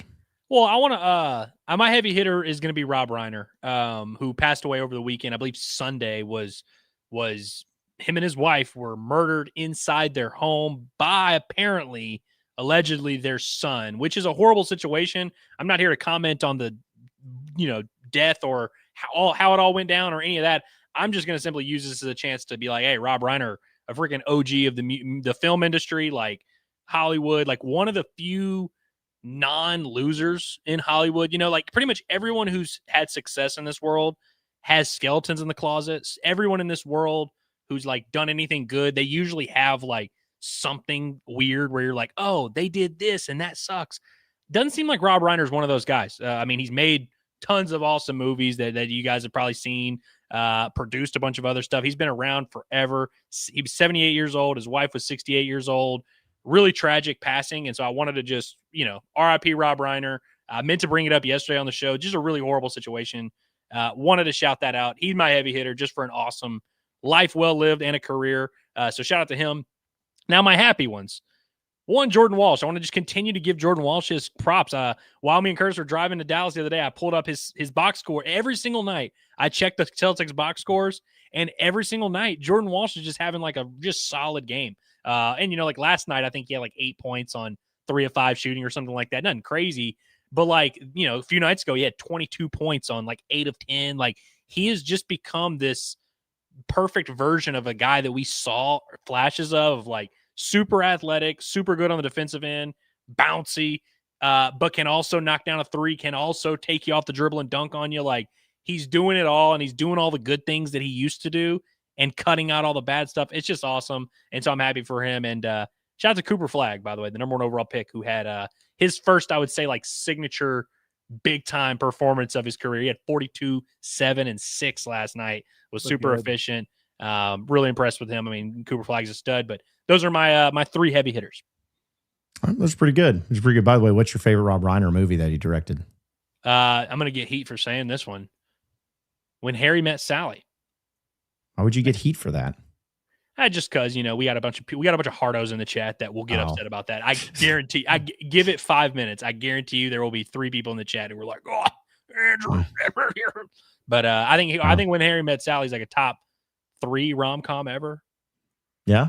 I mean, it's the whole "I'll have what she's having" thing is always going to be iconic. But I was more of A Few Good Men. It's my favorite movie. Fair enough. Yeah. Hey, I love how we're getting called libs in the chat. It's just another day in paradise. Good Lord, man. Some of y'all are miserable. Yeah. Well, it's just like, listen, it's just, we know that, we're going down the road of being woke here at Inside Arkansas. So do your research on Rob Reiner, Andrew. You lib. Yeah. R.I.P. to the guy that was murdered by his son, lib. Yeah. Jeez, man. Unreal. I tell you what, though, we will get to some of your nice chats at least here in just a second. But we also have to, of course, have our recruiting update presented by Goat Lab Red with Dudley Dawson. And we know that Goat Lab Red is the place to be if you're looking for a great spot to head over before the game tonight. What better place and what better location than Goat Lab Red right there at 1214 North Garland Avenue, as you can get some of the best brews and burgers around. They have the signature Goat Lab brews like Razorback, Tusk, and Tusk Light that are available there, and also their signature burgers that are phenomenal. And don't forget that if you're just needing a place to watch the games, you can always check them out where they're going to have progressive wings throughout the game. So you get there, you order some wings, and as the score continues to get up there, and hopefully Arkansas continues to score at a high rate, the wing prices continue to go down until they're free. That's right. There's no cap on it. It gets down to free, and then you end up having free wings as the game goes on. So they have all these great specials, these great deals, and these great events happening with Goat Lab Red. So check them out there for your pregame, postgame, and even during the game at 1214 North Garland Avenue. It's Goat Lab Red, your new game day tradition. With that being said, let's go ahead and hear from Dudley Dawson on our recruiting update here on Inside Arkansas. Covering recruiting and the transfer portal for the Razorbacks. This is Inside Arkansas Recruiting with Dudley Dawson.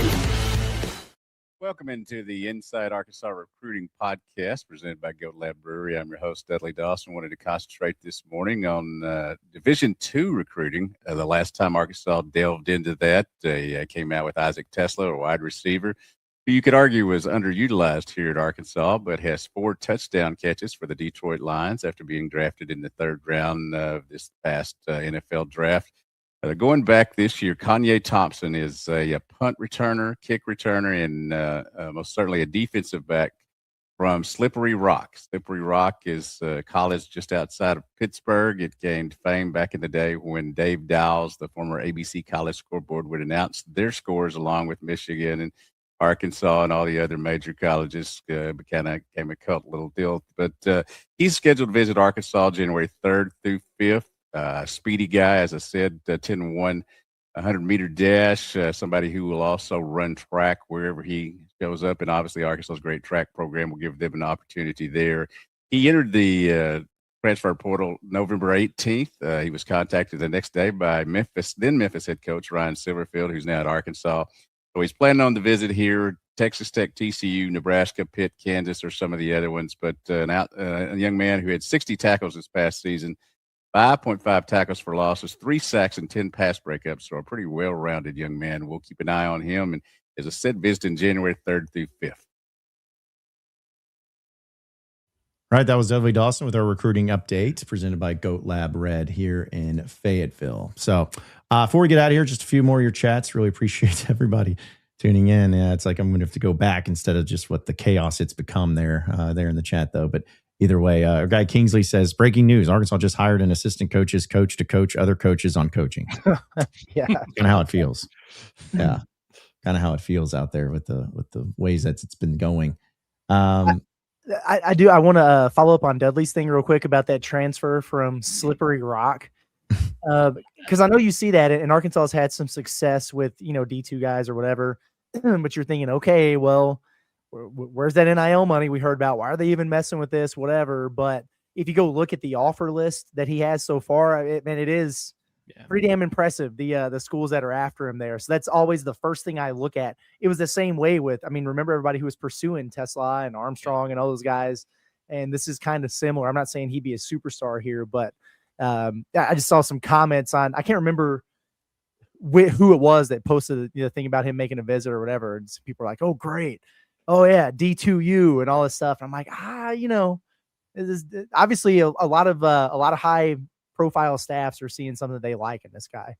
Wait, so Curtis, you're saying that the context matters in some of these situations and you got to look at the big picture without overreacting to a small part of a bigger picture? That's right.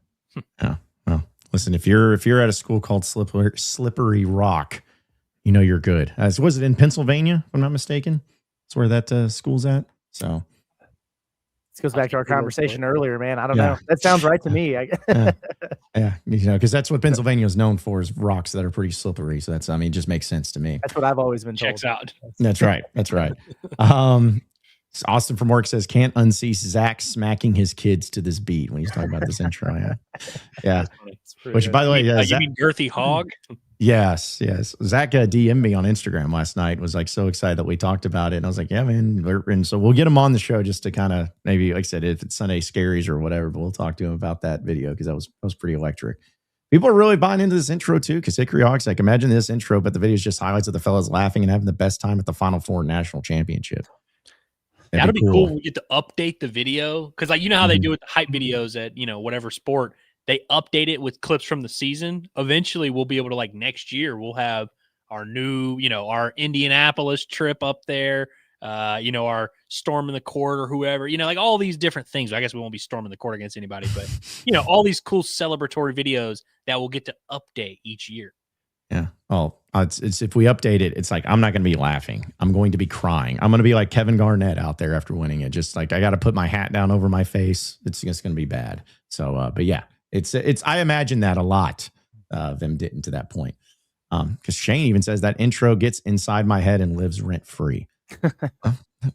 You're not the only one. Because what was it, Michelle that was talking about? She would just randomly start hearing it in her head type thing. She does, and then every time we play it before the show, she'll come stand in the door of the office with my child, and they got like a whole dance that they do to it, and so it's a thing, man. It's a catchy tune. It is. Let's see. Mike says, I hear people talking about Coach S in the portal and how that will change how much money the U of A has. It's not that simple because Coach did say he may be getting a third stronger out of the portal. Third stringer. So yeah.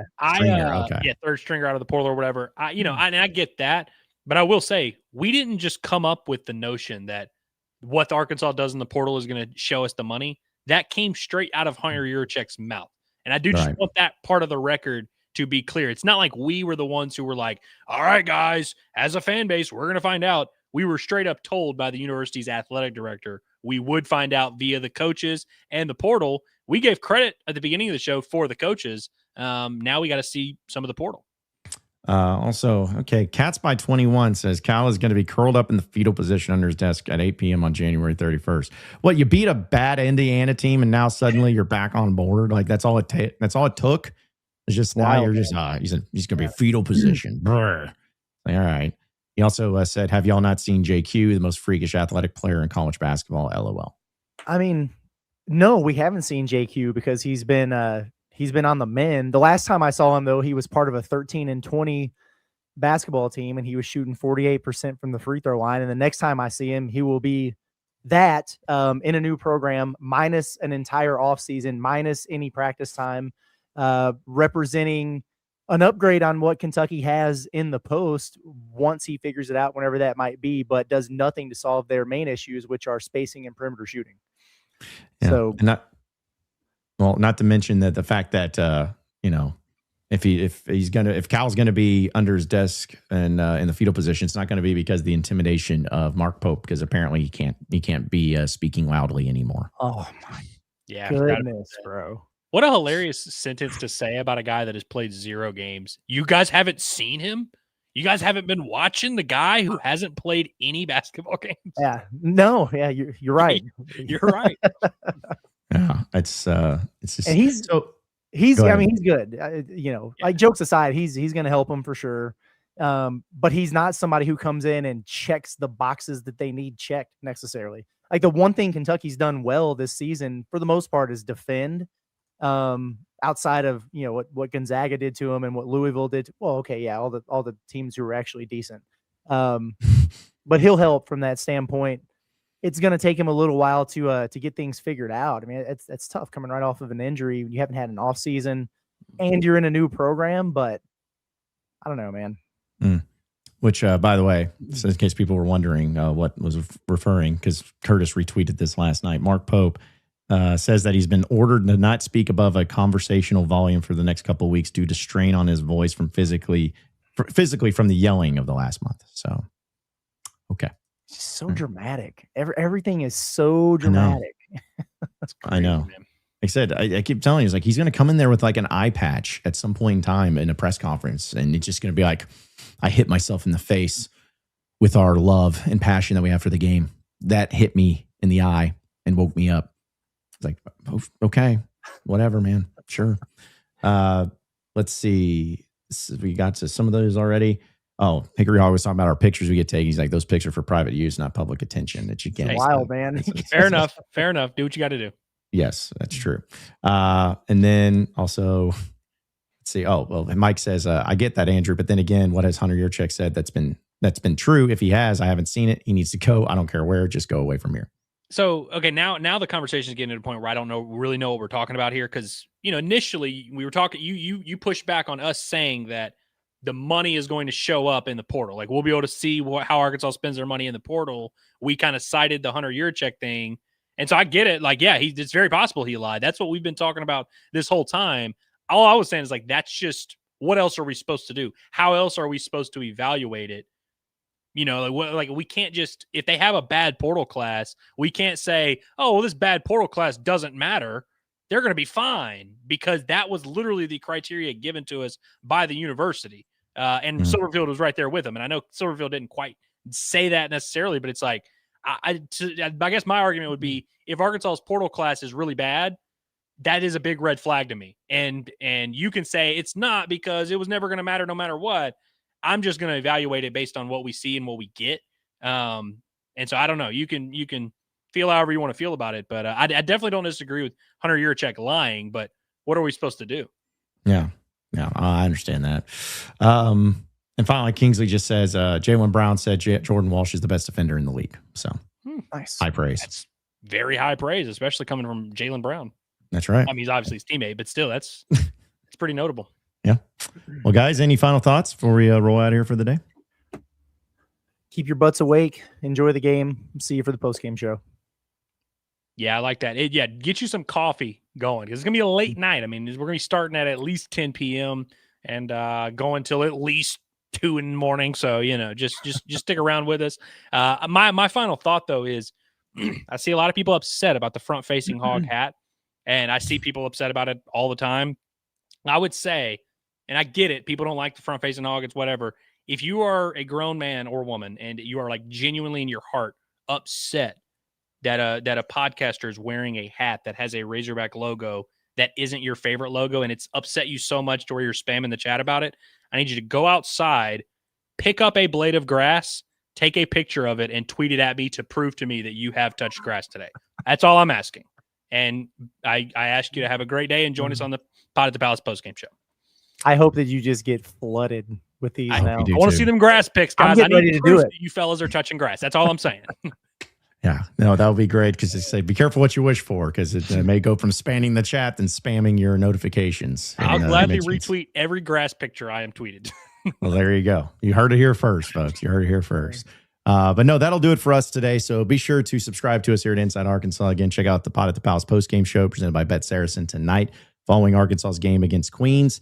And be sure to not only subscribe to us, but check us out on social media at Inside Arkansas for all the latest and greatest up-to-date information, all things Razorbacks. And we're going to keep it going right here at Inside Arkansas, talking about everything when it comes to Razorback football, basketball, baseball, recruiting. We have it all right here. And that's going to do it for us today. For Andrew Ellis, as well as Curtis Wilkerson, intern Cameron, I'm John Neighbors. Same sports show, same sports channel tomorrow at noon. Have a great rest of your day, everybody. We'll see you tonight for Pot at the Palace postgame show.